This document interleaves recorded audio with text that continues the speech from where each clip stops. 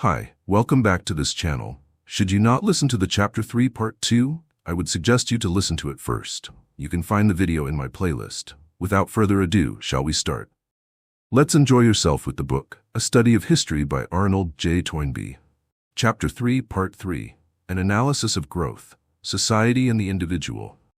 If, as we have been led to think, self-determination is the criterion of growth, and if self-determination means self-articulation, we shall be analyzing the process by which growing civilizations actually grow if we investigate the way in which they progressively articulate themselves.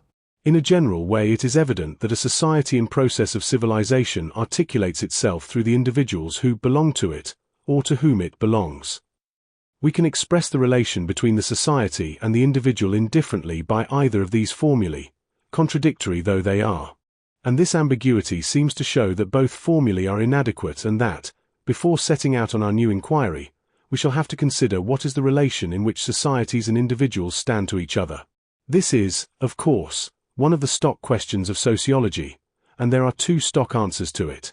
One is that the individual is a reality which is capable of existing and of being apprehended by itself, and that a society is nothing but an aggregate of atomic individuals.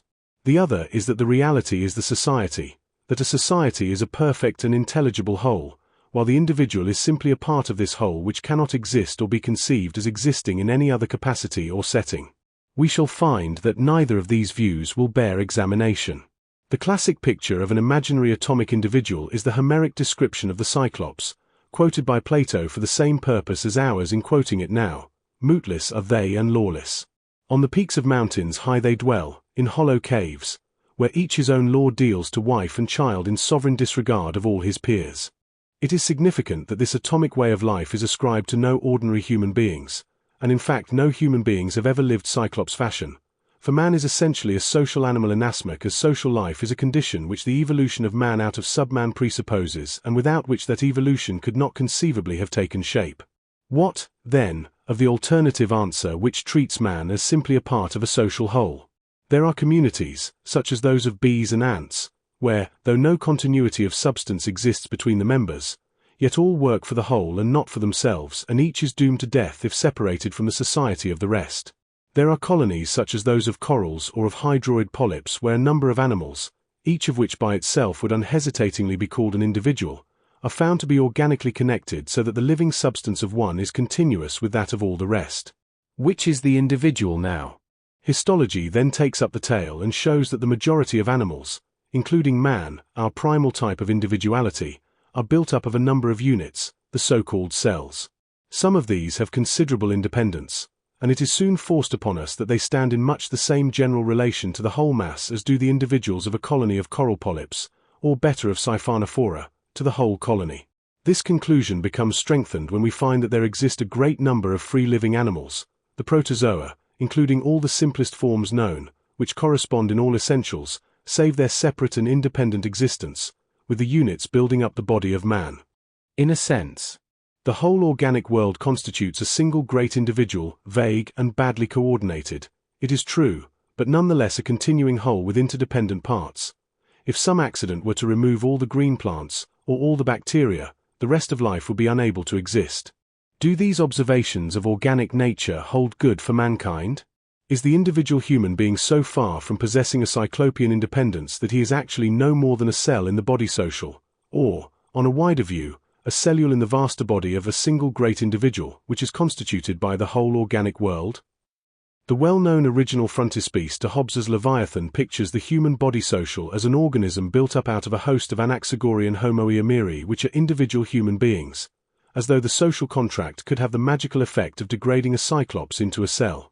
Herbert Spencer in the 19th century and Oswald Spengler in the 20th have written of human societies as social organisms in sober earnest. To quote only from the latter, a civilization is born at the moment when, out of the primitive psychic conditions of a perpetually infantile humanity, a mighty soul awakes and extricates itself, a form out of the formless, a bounded and transitory existence out of the boundless and persistent. This soul comes to flower on the soil of a country with precise boundaries, to which it remains attached like a plant. Conversely, a civilization dies if once this soul has realized the complete sum of its possibilities in the shape of peoples, languages, creeds, arts, states, and sciences, and thereupon goes back into the primitive psyche from which it originally emerged. An effective criticism of the thesis of this passage may be found in the work of an English writer which happened to appear in the same year as Spengler's book. Again and again social theorists, instead of finding and steadily employing a method and a terminology proper to their subject, have attempted to express the facts and values of society in terms of some other theory or science. On the analogy of the physical sciences, they have striven to analyze and explain society as mechanism. On the analogy of biology, they have insisted on regarding it as an organism. On the analogy of mental science or philosophy, they have persisted in treating it as a person. Sometimes on the religious analogy, they have come near to confusing it with a god. The biological and psychological analogies are perhaps least harmful and misleading when they are applied to primitive societies or to arrested civilizations, but they are manifestly unsuited to express the relation in which growing civilizations stand to their individual members. The inclination to introduce such analogies is merely an example of that myth-making or fictional infirmity of historical minds to which we have already referred. The tendency to personify and label groups or institutions, Britain, France, the Church, the presses, the turf and so on, and to treat these abstractions as persons. It is sufficiently evident that the representation of a society as a personality or organism offers us no adequate expression of the society's relation to its individual members. What then is the right way of describing the relation between human societies and individuals? The truth seems to be that a human society is, in itself, a system of relationships between human beings who are not only individuals but are also social animals in the sense that they could not exist at all without being in this relationship to one another. A society, we may say, is a product of the relations between individuals, and these relations of theirs arise from the coincidence of their individual fields of action. This coincidence combines the individual fields into a common ground, and this common ground is what we call a society. If this definition is accepted, an important though obvious corollary emerges from it. Society is a field of action, but the source of all action is in the individuals composing it. This truth is forcibly stated by Bergson. We do not believe in the unconscious in history, the great subterranean currents of thought, of which there has been so much talk, only flow in consequence of the fact that masses of men have been carried away by one or more of their own number. It is useless to maintain that takes place of itself, bit by bit, in virtue of the spiritual condition of the society at a certain period of its history.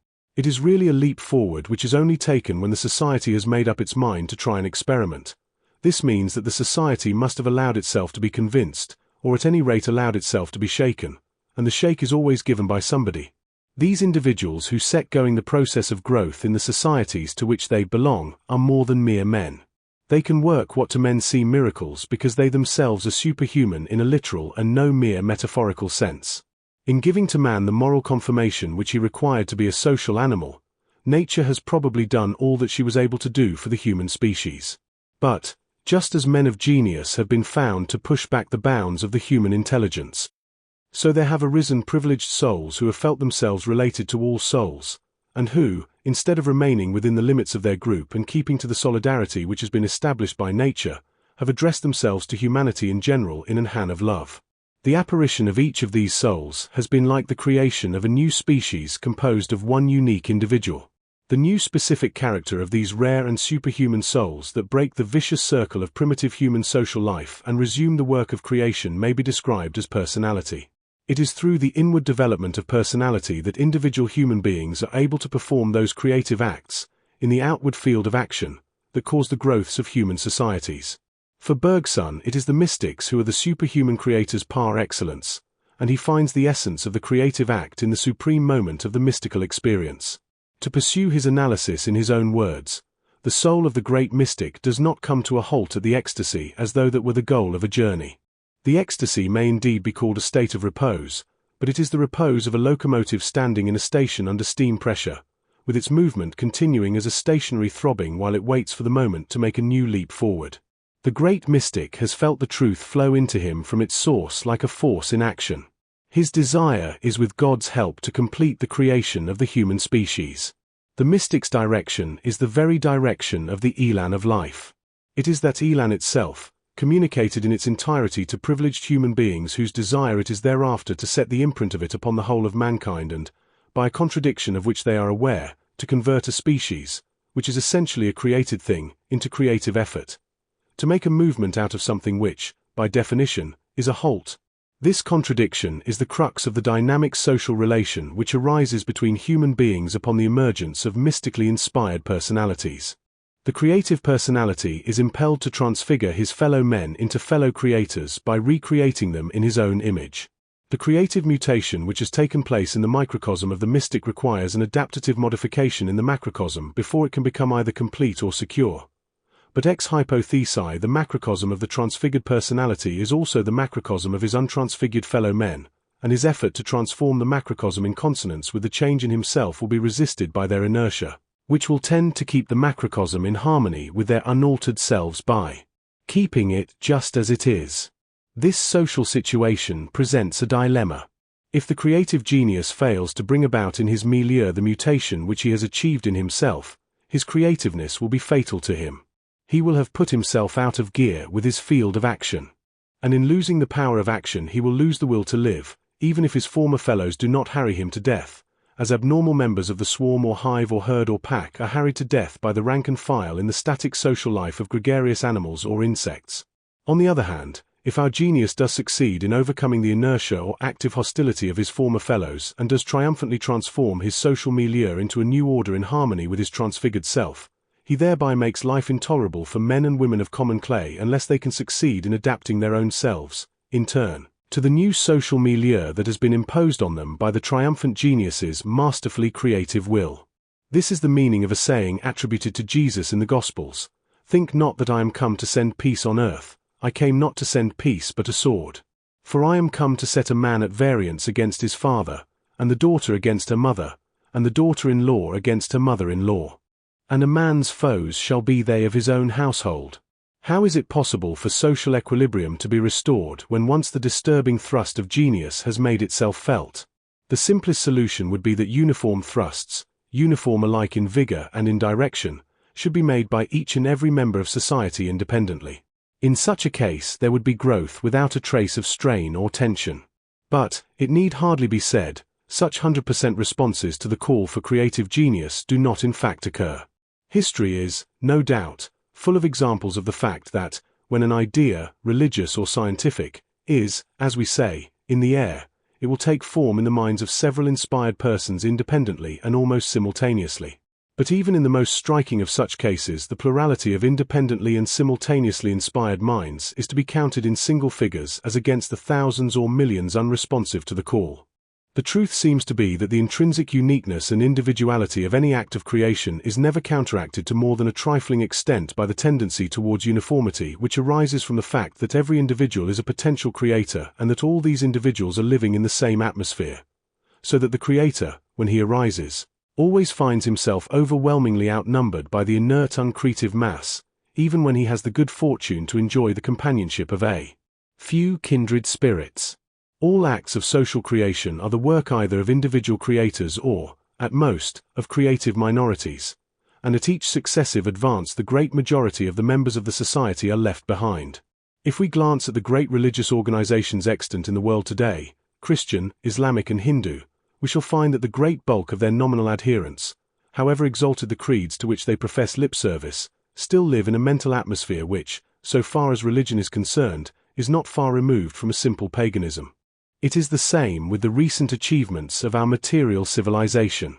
Our Western scientific knowledge and our technique for turning it to account is perilously esoteric. The great new social forces of democracy and industrialism have been evoked by a tiny creative minority, and the great mass of humanity still remains substantially on the same intellectual and moral level on which it lay before the titanic new social forces began to emerge. In fact, the main reason why this would-be Western salt of the earth is in danger, today, of losing its savor is because the great mass of the Western body social has remained unsalted. The very fact that the growths of civilizations are the work of creative individuals or creative minorities carries the implication that the uncreative majority will be left behind unless the pioneers can contrive some means of carrying this sluggish regard along with them in their eager advance. And this consideration requires us to qualify the definition of the difference between civilizations and primitive societies on which we have hitherto worked. In an earlier part of this study we found that primitive societies, as we know them, are in a static condition whereas the civilizations, other than the arrested civilizations, are in dynamic movement. We should now rather say that growing civilizations differ from static primitive societies in virtue of the dynamic movement, in their bodies social, of creative individual personalities. And we should add that these creative personalities, at their greatest numerical strength, never amount to more than a small minority. In every growing civilization, the great majority of the participant individuals are in the same stagnant quiescent condition as the members of a static primitive society. More than that, the great majority of the participants in a growing civilization are, apart from a superimposed veneer of education, men of like passions with primitive mankind. Here we find the element of truth in the saying that human nature never changes. The superior personalities, geniuses, mystics, or supermen, call them what you will, are no more than a leaven in the lump of ordinary humanity. We have now to consider how those dynamic personalities who do succeed in breaking what Bagehot called the cake of custom in their own for interior are actually able to consolidate their individual victory, and save it from being converted into a social defeat, by going on to break the cake of custom in their social milieu. In order to solve this problem, a double effort is demanded, an effort on the part of some people to make a new invention and an effort on the part of all the rest to adopt it and adapt themselves to it.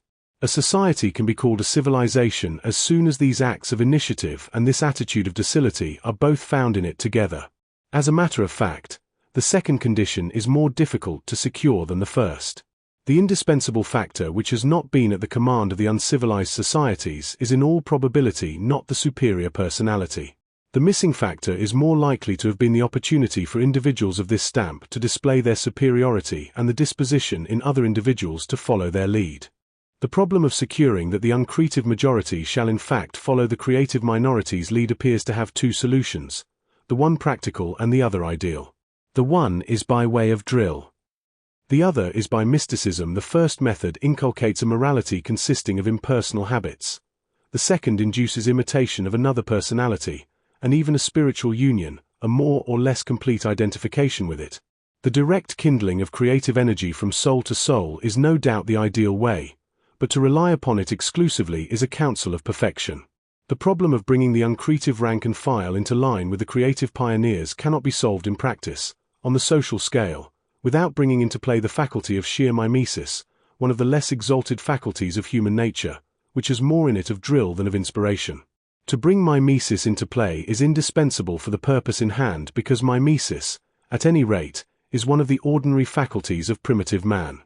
We have already noticed that mimesis is a generic feature of social life, both in primitive societies and in civilizations, but that it operates in different ways in these two species of society. In static primitive societies, mimesis is directed towards the older generation of the living members and towards the dead, in whom the cake of custom is incarnated, whereas in societies in process of civilization the same faculty is directed towards the creative personalities who have broken new ground. The faculty is the same, but it is turned in the opposite direction. Can this revised version of a primitive social drill, this perfunctory and almost automatic right or left incline, really serve as an effective substitute for the strenuous intellectual communion and intimate personal intercourse, which Plato affirmed to be the only means of transmitting a philosophy from one individual to another? It can only be replied that the inertia of mankind in the mass has never in fact been overcome by the exclusive use of the Platonic method. And that, in order to draw the inert majority along in the active minority's train, the ideal method of direct individual inspiration has always had to be reinforced by the practical method of wholesale social drill, a habitual exercise of primitive mankind, which can be made to serve the cause of social progress when new leaders take command and issue new marching orders. Mimesis may lead to the acquisition of social assets, aptitudes, or emotions or ideas, which the acquisitors had not originated and which they would never have possessed if they had not encountered and imitated those who possessed them. It is, in fact, a short-cut, and at a later point in this study we shall find that this short-cut, though it may be an inevitable path towards a necessary goal, is also a dubious expedient which no less inevitably exposes a growing civilization to the peril of breakdown. It would be premature, however, to discuss that peril here. Withdrawal and return. Individuals in the last section we have studied the course which is followed by creative personalities when they are taking the mystic path which is their highest spiritual level. We have seen that they pass first out of action into ecstasy and then out of ecstasy into action on a new and higher plane. In using such language we describe the creative movement in terms of the personality's psychic experience. In terms of his external relations with the society to which he belongs, we shall be describing the same duality of movement if we call it withdrawal and return. The withdrawal makes it possible for the personality to realize powers within himself which might have remained dormant if he had not been released for the time being from his social toils and trammels. Such a withdrawal may be a voluntary action on his part, or it may be forced upon him by circumstances beyond his control. In either case, the withdrawal is an opportunity, and perhaps a necessary condition, for the anchorite's transfiguration. Anchorite, in the original Greek, means literally one who goes apart. But a transfiguration in solitude can have no purpose, and perhaps even no meaning, except as a prelude to the return of the transfigured personality into the social milieu out of which he had originally come. A native environment from which the human social animal cannot permanently estrange himself without repudiating his humanity and becoming, in Aristotle's phrase, either a beast or a god. The return is the essence of the whole movement as well as its final cause.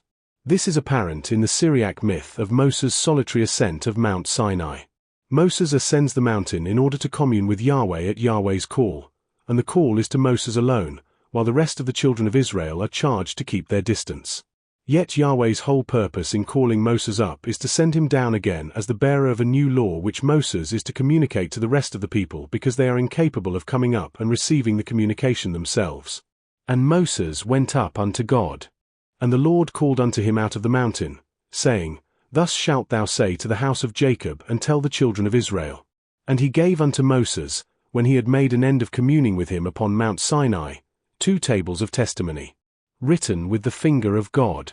The emphasis upon the return is equally strong in the account of the prophetic experience and the prophetic mission given by the Arabic philosopher Ibn Khaldun in the 14th century of the Christian era. The human soul has an innate disposition to divest itself of its human nature in order to clothe itself in the nature of the angels and to become an angel in reality for a single instant of time, a moment which comes and goes as swiftly as the flicker of an eyelid. Thereupon the soul resumes its human nature, after having received, in the world of angels, a message which it has to carry to its own humankind. In this philosophic interpretation of the Islamic doctrine of prophecy, we seem to catch an echo of a famous passage of Hellenic philosophy, Plato's simile of the cave. In this passage, Plato likens the ordinary run of mankind to prisoners in a cave, standing with their backs to the light and gazing at shadows cast upon a screen by the realities which are moving about behind them. The prisoners take it for granted that the shadows which they see on the back wall of the cave are the ultimate realities, since these are the only things that they have ever been able to see. Plato then imagines a single prisoner being suddenly released and compelled to turn round and face the light and walk out into the open. The first result of this reorientation of vision is that the liberated prisoner is dazzled and confused. But not for long, for the faculty of vision is already in him and his eyes gradually inform him of the nature of the real world. He is then sent back to his cave again, and he is just as much dazzled and confused by the twilight now as he was by the sunlight before. As he formerly regretted his translation into the sunlight, so he now regrets his retranslation into the twilight, and with better reason. For in returning to his old companions in the cave who have never seen the sunlight, he will be exposed to the risk of a hostile reception. There will assuredly be laughter at his expense, and it will be said of him that the only result of his escapade up there is that he has come back with his eyesight ruined. Moral: it is a fool's game even to make the attempt to go up aloft, and as for the busybody who goes in for all this liberating and translating to higher spheres, if ever we have a chance to catch him and kill him, we will certainly take it. Readers of Robert Browning's poetry may be reminded at this point of his fantasy of Lazarus. He imagines that Lazarus, who was raised from the dead 4 days after his death, must have returned to the cave a very different man from what he was before he left it, and he embodies a description of this same Lazarus of Bethany, in old age, 40 years after his unique experience, in an epistle of one Karshish, a traveling Arabian physician who writes periodical reports for the information of the head of his firm. According to Karshish, the villagers of Bethany can make nothing of poor Lazarus. He has come to be regarded as a quite harmless variety of the village idiot. But Karshish has heard Lazarus's story, and is not so sure. Browning's Lazarus failed to make his return in any effective shape. He became neither a prophet nor a martyr, but suffered the returning Platonic philosophers' less exacting alternative fate of being tolerated but ignored. Plato himself has painted the ordeal of the return in such unattractive colors that it is almost surprising to find him imposing it remorselessly on his elect philosophers. But if it is essential to the Platonic system that the elect should acquire philosophy, it is equally essential that they should not remain philosophers only. The purpose and meaning of their enlightenment is that they should become philosopher kings. The path which Plato lays down for them is unmistakably identical with the path that has been trodden by the Christian mystics. Yet, while the path is identical, the spirit in which it is traversed by the Hellenic and by the Christian soul is not the same. Plato takes it for granted that the personal interest, as well as the personal desire, of the liberated and enlightened philosopher must be in opposition to the interest of the mass of his fellow men who still sit in darkness and in the shadow of death, fast bound in misery and iron. Whatever may be the interests of the prisoners, the philosopher, on Plato's showing, cannot minister to the needs of mankind without sacrificing his own happiness and his own perfection. For, when once he has attained enlightenment, the best thing for the philosopher himself is to remain in the light outside the cave and live there happy ever after. It was indeed a fundamental tenet of Hellenic philosophy that the best state of life is the state of contemplation, the Greek word for which has become our English word theory, which we habitually use as the opposite of practice. The life of contemplation is placed by Pythagoras above the life of action, and this doctrine runs through the whole Hellenic philosophical tradition down to the Neoplatonists living in the latest age of the Hellenic society in its dissolution. Plato affects to believe that his philosophers will consent to take a hand in the work of the world from a sheer sense of duty, but in fact they did not, and their refusal may be part of the explanation of the problem why the breakdown which the Hellenic civilization had suffered in the generation before Plato was never retrieved. The reason why the great refusal was made by the Hellenic philosophers is also clear. Their moral limitation was the consequence of an error in belief. Believing that the ecstasy and not the return was the be-all and end-all of the spiritual odyssey on which they had embarked, they saw nothing but a sacrifice on the altar of duty in the painful passage from ecstasy to return, which was really the purpose and culmination of the movement in which they were engaged. Their mystical experience lacked the cardinal Christian virtue of love which inspires the Christian mystic to pass direct from the heights of communion to the slums, moral and material, of the unredeemed workaday world. This movement of withdrawal and return is not a peculiarity of human life which is only to be observed in the relations of human beings with their fellows. It is something that is characteristic of life in general, and becomes manifest to man in the life of the plants as soon as he has made this plant life his concern by taking up agriculture, a phenomenon which has led the human imagination to express human hopes and fears in agricultural terms. The annual withdrawal and return of the corn has been translated into anthropomorphic terms in ritual and mythology, as witness the rape and restoration of a Kore or Persephone, or the death and resurrection of a Dionysus, Adonis, Osiris, or whatever may be the local name for the universal corn spirit or year god, whose ritual and myth, with the same stock characters playing the same tragic drama under diverse names, is as widespread as the practice of agriculture itself.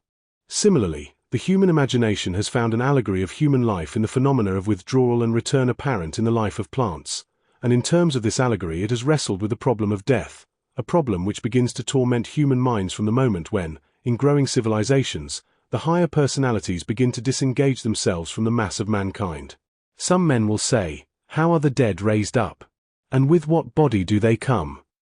Thou fool, that which thou sowest is not quickened except it die, and that which thou sowest not that body that shall be, but bare grain, it may chance of wheat or of some other grain, but God giveth it a body as it hath pleased him, and to every seed his own body. So also is the resurrection of the dead. It is sown in corruption, it is raised in incorruption, it is sown in dishonor, it is raised in glory. It is sown in weakness, it is raised in power, it is sown a natural body, it is raised a spiritual body. And so it is written, the first man Adam was made a living soul, the last Adam was made a quickening spirit. The first man is of the earth, earthy. The second man is the Lord from heaven. In this passage of the first epistle of Paul to the Corinthians, 4 ideas are presented in a succession which is also a crescendo. The first idea is that we are witnessing a resurrection when we behold the return of the corn in the spring after its withdrawal in the autumn. The second idea is that the resurrection of the corn is an earnest of the resurrection of dead human beings, a reaffirmation of a doctrine taught long before in the Hellenic mysteries. The third idea is that the resurrection of human beings is possible and conceivable in virtue of some kind of transfiguration which their natures undergo through the act of God during the time of waiting that has to intervene between their death and their return to life.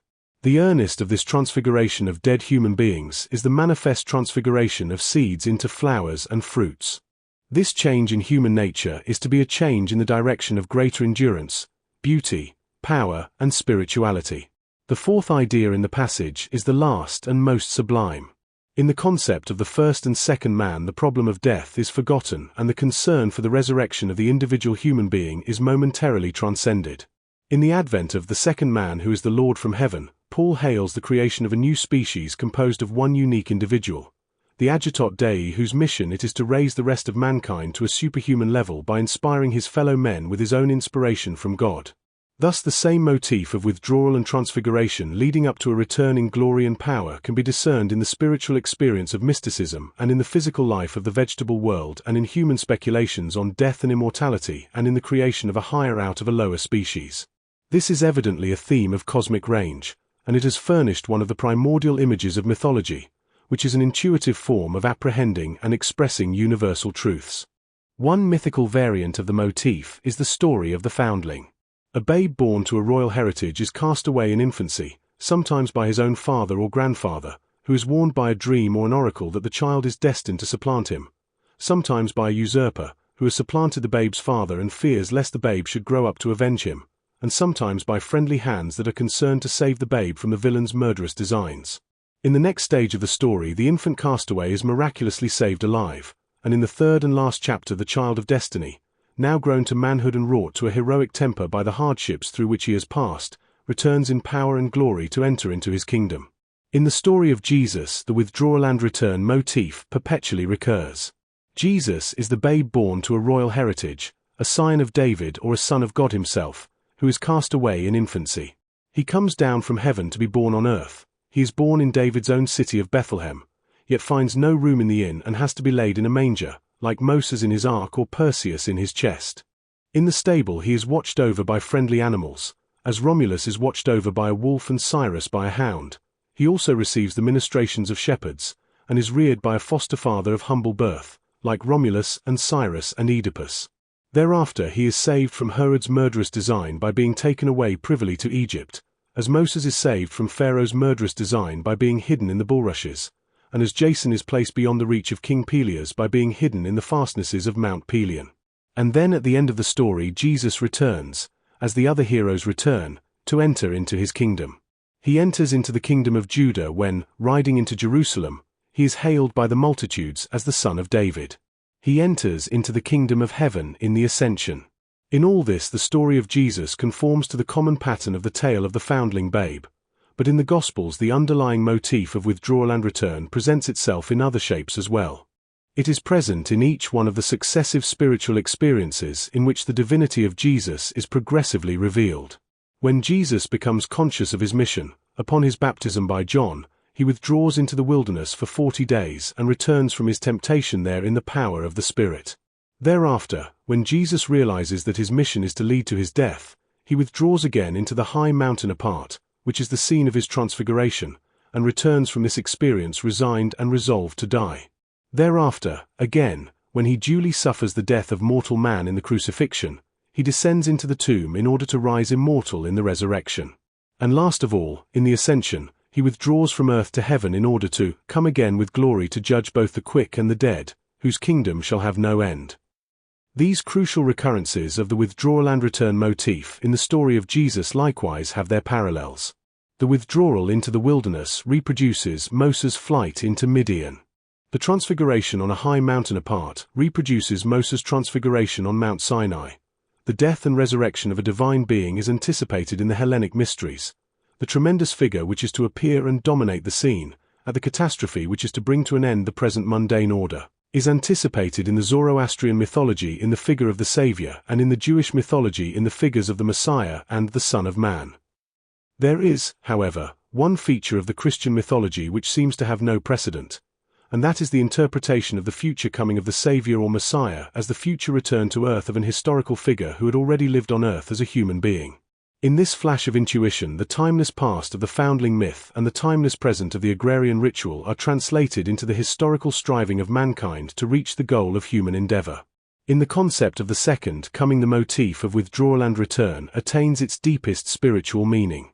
The flash of intuition in which the Christian concept of the second coming was conceived must evidently have been the responsa to a particular challenge of the time and place, and the critic who makes the mistake of supposing that things have nothing more in them than is to be found in their origins will depreciate this Christian doctrine on the ground that it originated in a disappointment. The disappointment of the primitive Christian community when they realized that their master had actually come and gone without the looked-for result.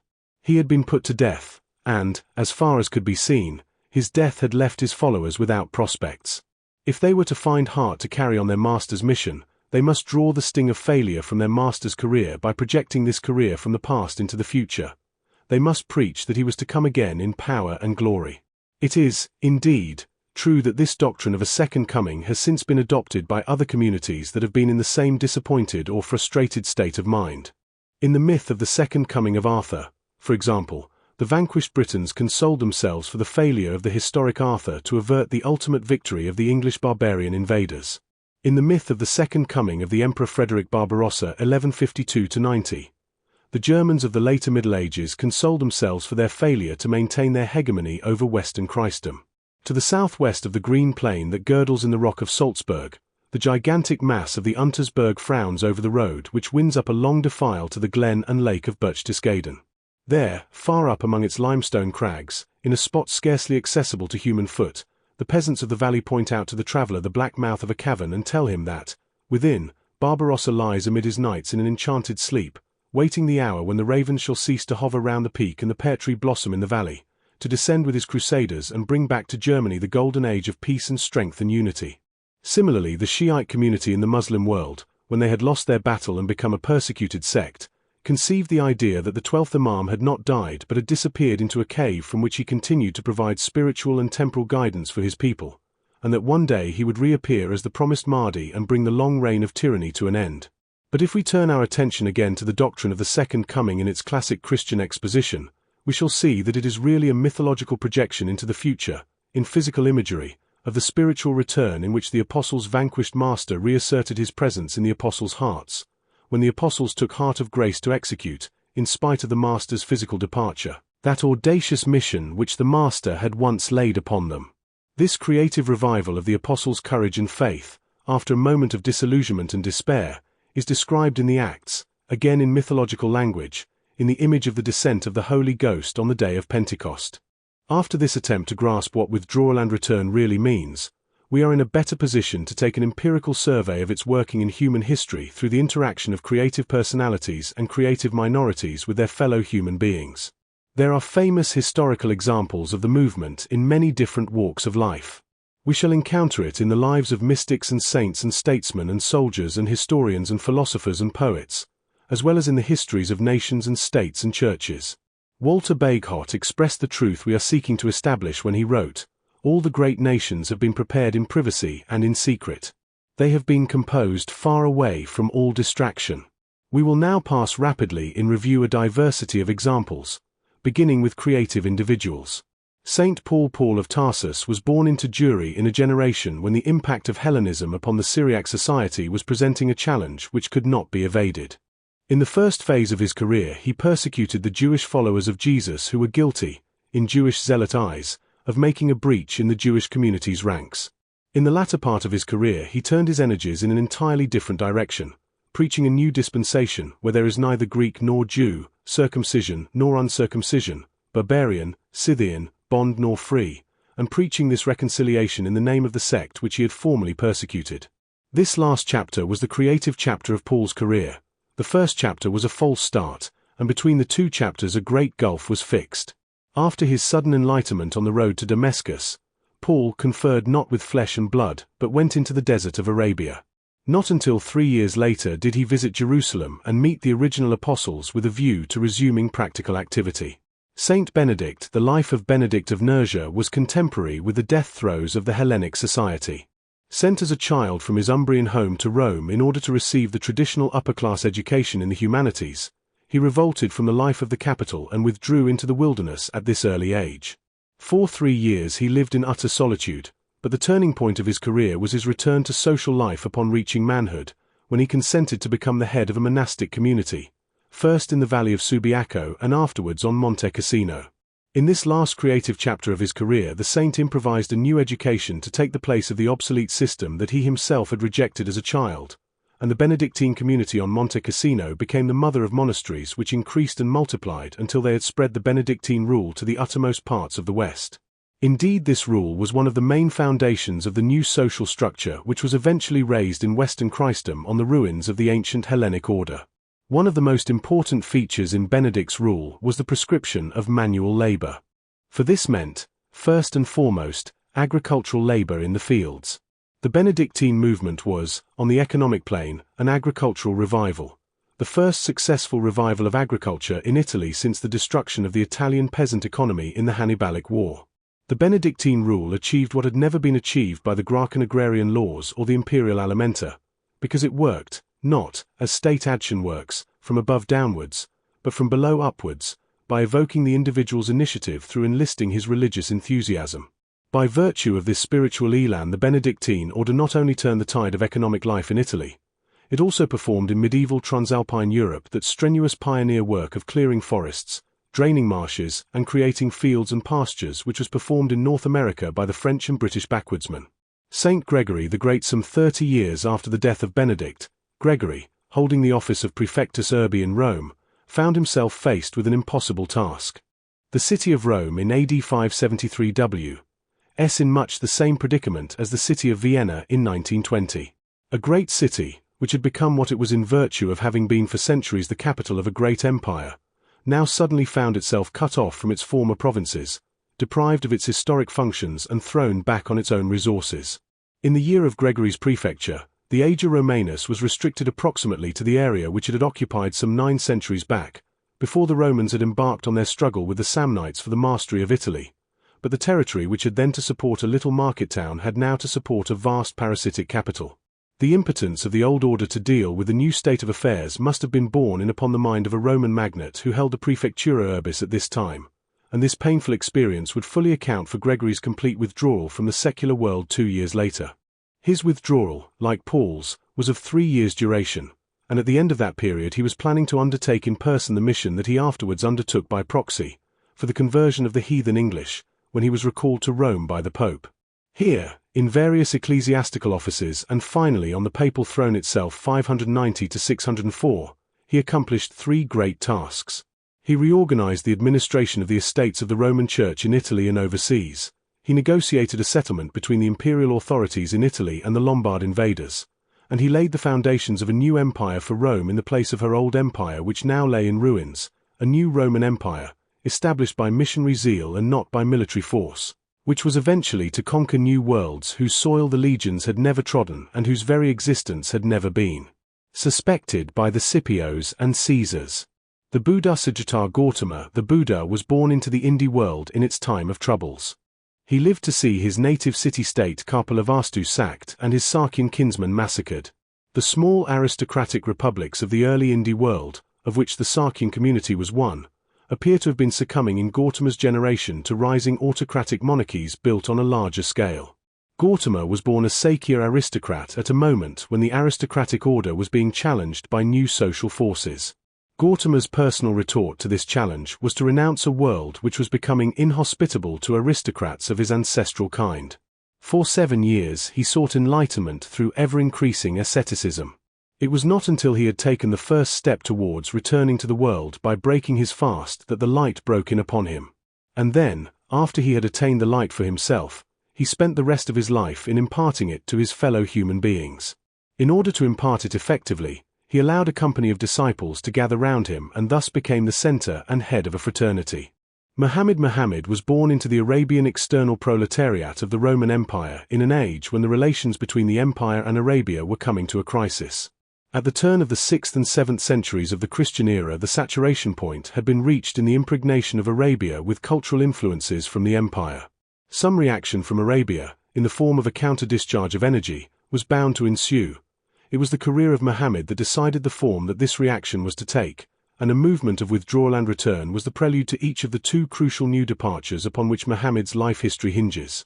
There were 2 features in the social life of the Roman Empire in Muhammad's day that would make a particularly deep impression on the mind of an Arabian observer because, in Arabia, they were both conspicuous by their absence. The first of these features was monotheism in religion. The second was law and order in government.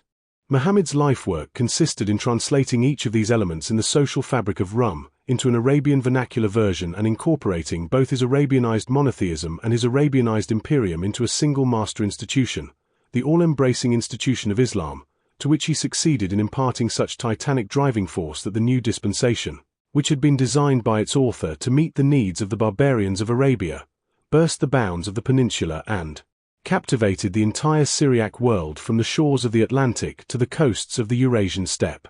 This life work, upon which Muhammad appears to have embarked in about his 40th year, was achieved in 2 stages. In the first of these stages, Muhammad was concerned exclusively with his religious mission. In the second stage, the religious mission was overlaid, and almost overwhelmed, by the political enterprise. Muhammad's original entry upon a purely religious mission was a sequel to his return to the parochial life of Arabia after a partial withdrawal of some 15 years' duration into the life of a caravan trader between the Arabian oases and the Syrian desert ports of the Roman Empire along the fringes of the North Arabian steppe. The second, or politico-religious, stage in Muhammad's career was inaugurated by the Prophet's withdrawal or hijra from his native oasis of Mecca to the rival oasis of Yathrib, thenceforth known par excellence as Medina, the city. In the hijra, which has been recognized by Muslims as such a crucial event that it has been adopted as the inaugural date of the Islamic era, Muhammad left Mecca as a hunted fugitive. After a 7 years' absence 622–9, returned to Mecca, not as an amnested exile, but as lord and master of half Arabia. Machiavelli 1469–1527, was a citizen of Florence who was 25 years old when Charles VIII of France crossed the Alps and overran Italy with a French army in 1494. He thus belonged to a generation which was just old enough to have known Italy as she had been during her age of immunity from barbarian invasions, and he lived long enough to see the peninsula become the international arena for trials of strength between sundry transalpine or transmarine powers which found the prize and the symbol of their alternating victories in snatching from one another's grasp an oppressive hegemony over the once independent Italian city-states. This impact upon Italy of non-Italian powers was the challenge which the generation of Machiavelli had to encounter and the experience through which they had to live, and the experience was the more difficult for the Italians of this generation to meet inasmuch as it was one which had not been tasted, either by them or by their forefathers, for the best part of 2.5 centuries. Machiavelli was endowed by nature with consummate political ability. He had an insatiable zest for exercising his talents. Fortune had made him a citizen of Florence, one of the leading city-states of the peninsula, and merit won him, at the age of 29, the post of secretary to the government. Appointed to this important office in 1498, 4 years after the first French invasion, he acquired a first-hand knowledge of the new barbarian powers in the course of his official duties. After 14 years of this experience, he had become perhaps better qualified than any other living Italian for taking a hand in the urgent task of helping Italy to work out her political salvation, when a turn in the wheel of Florentine domestic politics suddenly expelled him from his field of practical activity. In 1512 he was deprived of his Secretaryship of State, and in the following year he suffered imprisonment and torture. And, although he was lucky enough to emerge again alive, the price which he had to pay for his release from prison was a perpetual rustication on his farm in the Florentine countryside. The break in his career was complete. Yet, in putting him to the proof of this tremendous personal challenge, Fortune did not find Machiavelli wanting in the power to make an effective response. In a letter written very shortly after his rustication to a friend and former colleague, he describes in detail and with an almost humorous detachment the manner of life which he has now mapped out for himself. Rising with the sun, he devotes himself during the hours of daylight to the humdrum social and sporting activities suitable to the manner of life now forced upon him. But that is not the end of his day. When the evening comes, I return to the house and go into my study, and at the door I take off my country clothes, all caked with mud and slime, and put on court dress, and when I am thus decently reclad I enter into the ancient mansions of the men of ancient days. And there I am received by my hosts with all loving kindness, and I feast myself on that food which alone is my true nourishment, and which I was born for. In these hours of scholarly research and meditation was conceived and written the Prince.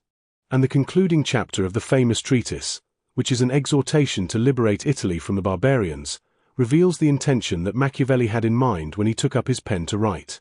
He was addressing himself once more to the one vital problem of contemporary Italian statesmanship in the hope that perhaps, even now, he might help to bring that problem to solution by transmuting into creative thought the energies which had been deprived of their practical outlet. In fact, of course, The political hope that animates the prince was utterly disappointed.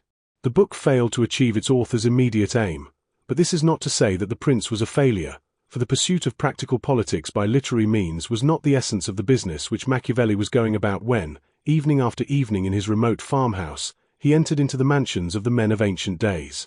Through his writings, Machiavelli was able to return to the world on a more ethereal plane, on which his effect on the world has been vastly greater than the highest possible achievement of a Florentine Secretary of State immersed in the details of practical politics. In those magic hours of catharsis when he rose above his vexation of spirit, Machiavelli succeeded in transmuting his practical energies into a series of mighty intellectual works: The Prince, the Discourses on Livy, The Art of War, and the History of Florence, which have been the seeds of our modern Western political philosophy. Dante, 200 years earlier, the history of the same city furnished a curiously parallel example. For Dante did not accomplish his life work till he had been driven to withdraw from his native city. In Florence, Dante fell in love with Beatrice, only to see her die before him, still the wife of another man. In Florence he went into politics only to be sentenced to exile, an exile from which he never returned. Yet, in losing his birthright in Florence, Dante was to win the citizenship of the world. For in exile the genius which had been crossed in politics after being crossed in love found its life work in creating the Divina Commedia. Withdrawal and return. Creative minorities. Athens, in the second chapter of The Growth of the Hellenic Society, a conspicuous example of withdrawal and return, which has come to our notice in other connections, is the behavior of the Athenians in the crisis into which the Hellenic society was thrown by the presentation of the Malthusian challenge in the 8th century BC. We have noticed that the first reaction of Athens to this problem of overpopulation was ostensibly negative. She did not, like so many of her neighbors, react to it by establishing colonies overseas, and she did not, like the Spartans, react to it by seizing the territory of adjoining Greek city-states and converting their inhabitants into serfs. In this age, so long as her neighbors were content to leave her alone, Athens continued to play an apparently passive role. The first glimpse of her demonic latent energy was to be seen in her violent reaction against the attempt of the Spartan king Cleomenes I to bring her under the Lacedaemonian hegemony. By her vigorous reaction against Lacedaemon, following her abstention from the colonizing movement, Athens had more or less deliberately segregated herself from the rest of the Hellenic world for upwards of 2 centuries. Yet these 2 centuries had not been for Athens a period of inactivity. On the contrary, she had taken advantage of this long seclusion to concentrate her energies upon solving the general Hellenic problem by an original solution of her own, an Athenian solution which proved its superiority by continuing to work when the colonizing solution and the Spartan solution were bringing in diminishing returns. It was only in her own good time, when she had remodeled her traditional institutions to suit her new way of life, that Athens at last returned to the arena. But, when she returned, it was with an impetus unprecedented in Hellenic history. Athens proclaimed her return by the sensational gesture of throwing down the gauntlet to the Persian Empire. It was Athens who responded, when Sparta hung back, to the appeal of the Asiatic Greek insurgents in 499 BC, and from that day onwards Athens stood out as the protagonist in the 50 Years' War between Hellas and the Syriac Universal State. For upwards of 2 centuries from the beginning of the 5th century BC onwards, the role of Athens in Hellenic history was the absolute antithesis of the role that she had been playing for an equal period of time before. During this second period she was always in the thick of the melee of Hellenic interstate politics, and it was not until she found herself hopelessly outclassed by the new titans born of Alexander's Oriental adventure that she reluctantly renounced the status and the burdens of a Hellenic great power. Nor was her withdrawal after her final overthrow by Macedon in 262 BC the end of her active participation in Hellenic history. For, long before she fell behind in the military and political race, she had made herself the education of Hellas in every other field. She had given the Hellenic culture a permanent Attic impress which it still retains in the eyes of posterity. Italy, in the second chapter of The Growth of the Western Society, we have already noticed, in touching upon Machiavelli, that Italy secured for herself during a period of over 2 centuries, from the destruction of the Hohenstaufen in the middle of the 13th century to the French invasion at the end of the 15th century, a withdrawal from the tumultuous feudal semi-barbarism of Transalpine Europe. The greatest achievements of the Italian genius during those 2.5 centuries of immunity had not been extensive but intensive, not material but spiritual. In architecture, in sculpture, in painting, in literature, and in almost every other province in the realm of aesthetic and general culture, the Italians had been performing works of creation which bear comparison with the achievements of the Greeks during an equal period in the 5th and 4th centuries B.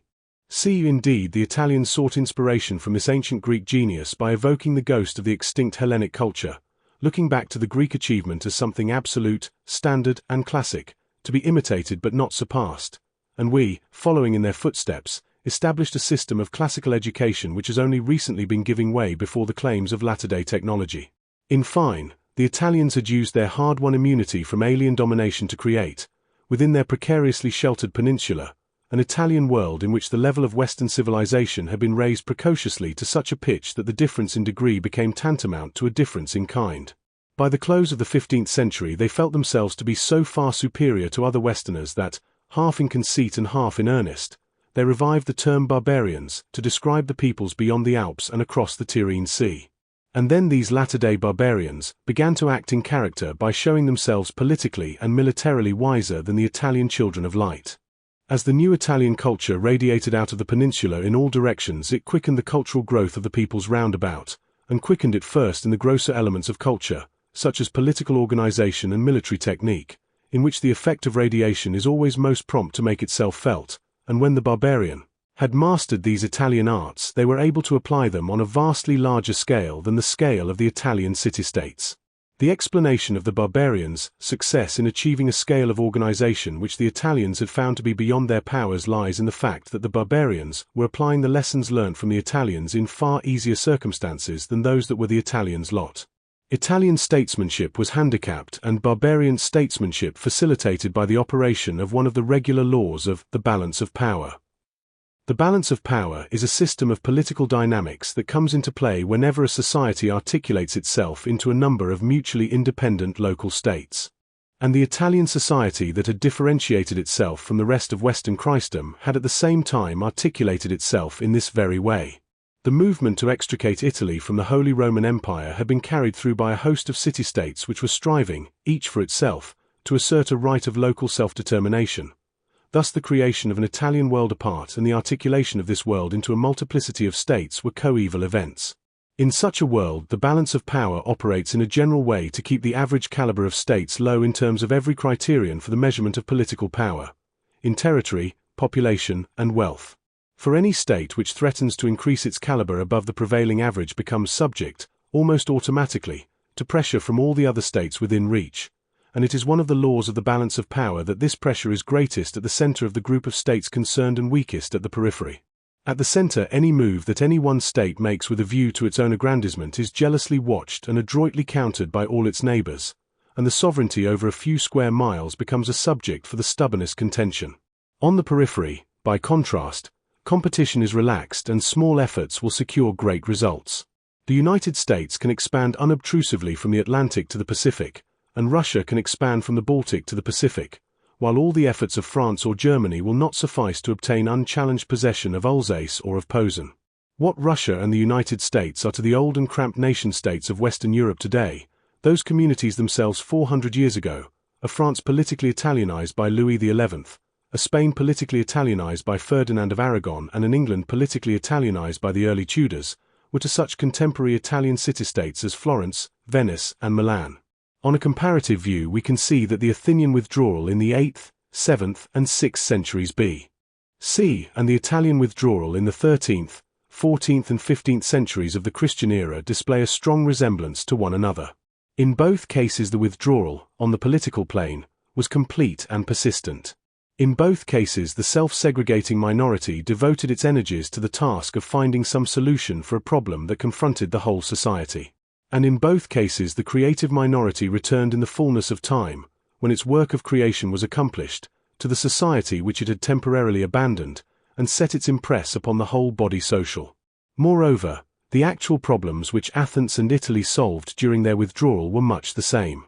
Like Attica in Hellas, Lombardy and Tuscany in Western Christendom served as a segregated social laboratory in which the experiment of transforming a locally self-sufficient agricultural society into an internationally interdependent industrial and commercial society was successfully carried out. And in the Italian, as in the Athenian case, there was a radical remodeling of traditional institutions in order to bring them into conformity with the new way of life. A commercialized and industrialized Athens changed over, on the political plane, from an aristocratic constitution based on birth to a bourgeois constitution based on property. A commercialized and industrialized Milan or Bologna or Florence or Siena changed over from the prevalent feudalism of Western Christendom to a new system of direct relations between the individual citizens and the locally sovereign governments whose sovereignty resided in the citizens themselves. These concrete economic and political inventions, as well as the impalpable and imponderable creations of the Italian genius, were communicated by Italy to Transalpine Europe from the close of the 15th century onwards. At this stage, however, the respective courses of Western and Hellenic history diverge, on account of one essential point of dissimilarity between the position of the Italian city-states in Western Christendom and the position of Athens in Hellas. Athens was a city-state returning to a world of city-states, but the city-state pattern, on which the Italian world within a world had likewise come to be organized in the course of the Middle Ages, was not the original basis of social articulation in Western Christendom. Its original basis was feudalism, and the greater part of Western Christendom was still organized on a feudal basis at the close of the 15th century, when the Italian city-states were reabsorbed into the main body of the Western society. This situation presented a problem which could, theoretically, be solved in either of two ways. In order to place itself in a position to adopt the new social inventions which Italy had to offer, Transalpine Europe might either break with its feudal past and particulate itself throughout on a city-state basis, or it might modify the Italian inventions in such a way as to make them workable on the feudal basis and the corresponding kingdom-state scale. In spite of the fact that city-state systems had achieved a considerable measure of success in Switzerland, Swabia, Franconia, the Netherlands, and on the North German plain, where the key points controlling inland and maritime waterways were the cities of the Hanseatic League, it was the non-city-state solution of the problem that was generally adopted beyond the Alps. And this brings us to another chapter of Western history and to another equally remarkable and fruitful withdrawal and return. England. In the third chapter of the growth of the Western society, the problem now confronting the Western society was how to change over from an agricultural aristocratic to an industrial democratic way of life without adopting the city-state system. This challenge was taken up in Switzerland, in Holland, and in England, and it eventually received an English solution. All these three countries were furnished with some degree of assistance from the geographical environment in their withdrawals from the general life of Europe, Switzerland by her mountains, Holland by her dikes, and England by the Channel. The Swiss had successfully surmounted the crisis of the late medieval city-state cosmos by establishing a form of federation, and had maintained their independence, first against the Habsburg and then against the Burgundian power. The Dutch had established their independence against Spain and had federated as 7 united provinces.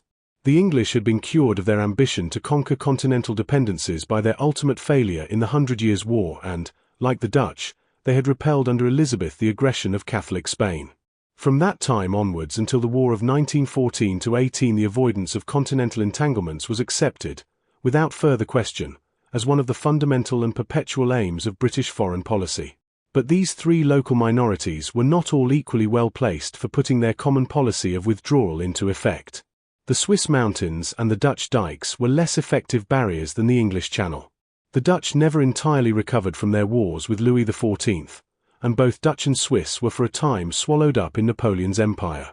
Moreover, the Swiss and the Dutch were handicapped in another way as aspirants for finding the solution of the problem that we have already described. They were neither of them fully centralized nation-states but were only loosely federated combinations of cantons and cities. Thus it fell to England, and, after the Union of 1707, to the Anglo-Scottish United Kingdom of Great Britain, to play in the third chapter of the history of Western Christendom the part that Italy had played in the second. It is to be noticed that Italy herself had begun to feel her way towards transcending the limits of the city-state unit, for, by the end of her period of withdrawal, some 70 or 80 independent city-states had been reduced through acts of conquest to some 8 or 10 larger combinations. But the result was inadequate in two respects. For one thing, these new Italian political units, though large by comparison with what had gone before, were still too small to hold their own against the barbarians when the period of the invasions began. For another, the form of government evolved in these new larger units was always a tyranny, and the political virtue of the city-state system was lost in the process.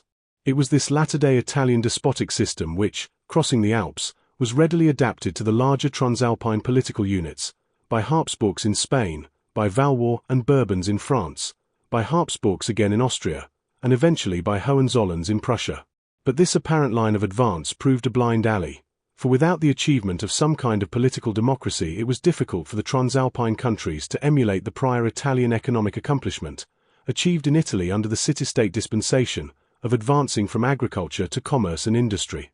In England, unlike France and Spain, the growth of autocratic monarchy was a challenge which evoked an effective response, and the English response was to breathe new life and import new functions into the traditional constitution of the Transalpine body politic, which was an English as well as a French and a Spanish heritage from the common past of Western Christendom. One of the traditional Transalpine institutions was the periodical holding of a parliament or conference between the crown and the estates of the realm for the double purpose of ventilating grievances and obtaining a vote of supply for the crown from the estates as a quid pro quo for an honourable undertaking that well-founded grievances should be redressed. In the gradual evolution of this institution, the Transalpine kingdoms had discovered how to overcome their regional problem of material scale, the problem of unmanageable numbers and impracticable distances, by inventing or rediscovering the legal fiction of representation.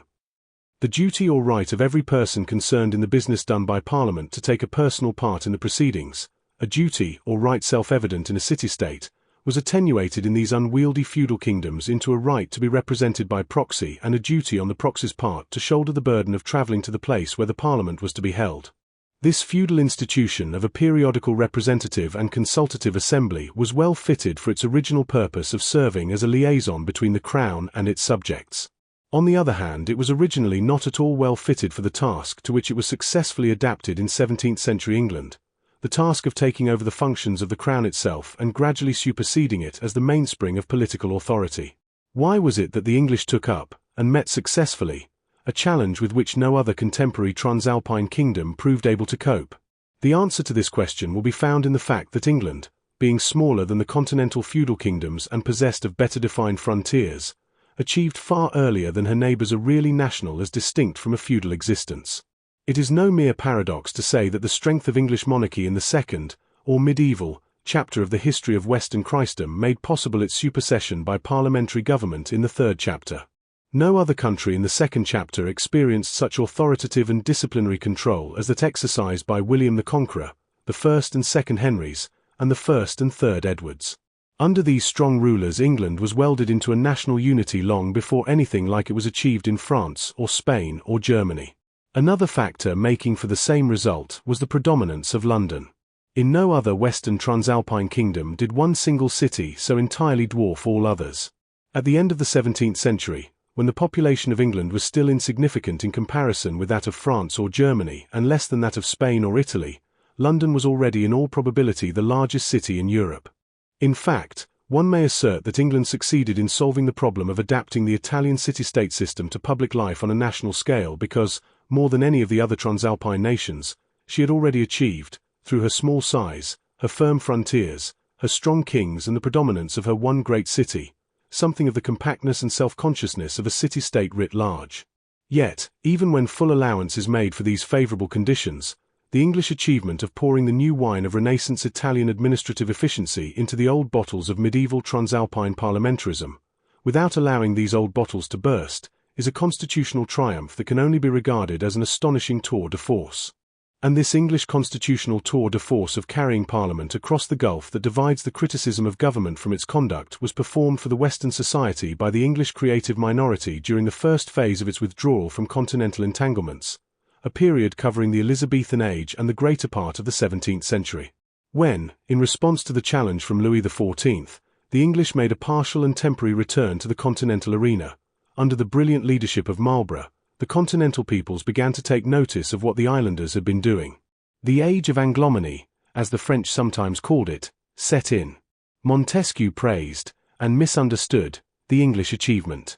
Anglomany, in the form of a cult of constitutional monarchy, was one of the powder trains that fired the French Revolution, and it is a matter of common knowledge that, as the 19th century passed into the 20th, all the peoples of the earth became possessed of an ambition to clothe their political nakedness with parliamentary fig leaves.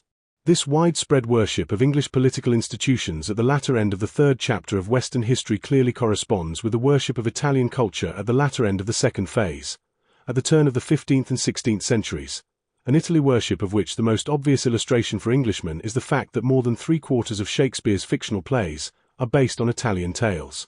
Indeed, Shakespeare, in Richard II, alludes to, and mocks at, the Italomany which his own choice of stories illustrates. The worthy old Duke of York is made to say that the foolish young king is led astray by, report of fashions in proud Italy, whose manners still our tardy apish nation limps after in base imitation. The dramatist, in his usual anachronistic manner, is attributing to the age of Chaucer what was more characteristic of his own age, though, for that matter, Chaucer and his age saw the beginnings of it. The English political invention of parliamentary government provided a propitious social setting for the subsequent English invention of industrialism.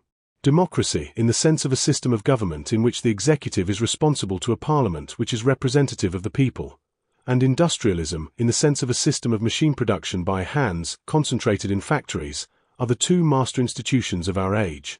They have come to prevail because they offer the best solutions which our Western society has been able to find for the problem of transposing the political and economic achievement of the Italian city-state culture from the city-state to the kingdom scale. And both these solutions have been worked out in England in the age of what one of her latter-day statesmen has called her splendid isolation. What is to be Russia's role in our Western history? In the contemporary history of the great society into which our Western Christendom has expanded, can we again discern symptoms of that tendency of one age to overbalance into the next, and of one section of a whole society to solve in isolation the problem of the future while the rest are still working out the implications of the past, which signifies that the process of growth is still continuing? Now that the problems set to us by Italian solutions of earlier problems have themselves received their English solutions, are these English solutions giving rise to new problems in their turn? We are already alive, in our generation, to two new challenges to which we have been exposed by the triumph of democracy and industrialism. In particular, the economic system of industrialism, which means local specialization in skilled and costly production for a worldwide market, demands the establishment of some kind of world order as its framework. And, in general, both industrialism and democracy demand from human nature a greater individual self-control and mutual tolerance and public-spirited cooperation than the human social animal has been apt to practice, because these new institutions have put an unprecedentedly powerful drive into all human social actions. It is generally agreed, for example, that, in the social and technological circumstances in which we now find ourselves, the continued existence of our civilization depends on the elimination of war as a method of settling our differences. Here we are only concerned to observe whether these challenges have evoked any fresh examples of a withdrawal, to be followed by a return. It is too early to make any certain pronouncements upon a chapter of history that is clearly at present in its opening stages, but we may venture to speculate whether we have not here an explanation of the present posture of Russian Orthodox Christendom. In the Russian communist movement we have already detected, under a Western masquerade, a zealot attempt to break away from the Westernization which had been imposed upon Russia 2 centuries before, by Peter the Great, and at the same time we have seen this masquerade passing over, willy-nilly, into earnest. We have concluded that a Western revolutionary movement, which has been taken up by an unwillingly Westernized Russia as an anti-Western gesture, has turned out to be a more potent agency of Westernization in Russia than any conventional application of the Western social creed. And we have tried to express this latest outcome of the social intercourse between Russia and the West in the formula that a relation which was once an external contact between two separate societies has been transformed into an internal experience of the great society into which Russia has now been incorporated. Can we go farther and say that Russia, being now incorporated into the great society, has at the same time been making a withdrawal from its common life in order to play the part of a creative minority which will strive to work out some solution for the great society's current problems? It is at least conceivable, and is believed by many admirers of the present Russian experiment, that Russia will make her return to the great society in this creative role. End of Chapter 3, Part 3. Should you want to continue to Chapter 3, Part 4, please proceed to the next video. Thank you for taking the time to listen to this book. I hope you enjoyed it. Don't forget to like and subscribe to our channel for more. Thank you.